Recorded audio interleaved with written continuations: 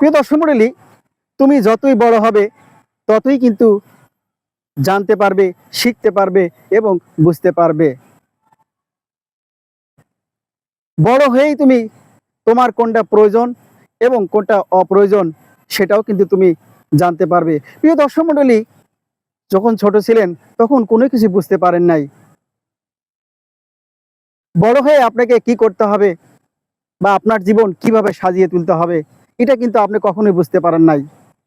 যখন বুঝতে পেরেছেন, শিখতে পেরেছেন আমার জীবন কোন দিকে চলে যাচ্ছে, বড় হয়ে আমি কি করব। তো প্রিয় দর্শক মণ্ডলী, প্রয়োজনের তাগিদে সবাই কিন্তু আপন হয়, আবার প্রয়োজনের তাগিদে সবাই কিন্তু পর হয়ে যায়। প্রিয় দর্শক মণ্ডলী, যদি আমার এই সামান্য কথাটুকু আপনাদের হৃদয়ে মন ছুঁয়ে যেতে পারে তবেই আমার এই কথাগুলো সার্থক। প্রিয় দর্শক মণ্ডলী, যদি ভিডিওটি ভালো লাগে অবশ্যই লাইক, কমেন্ট, শেয়ার দিয়ে পাশে থাকবেন।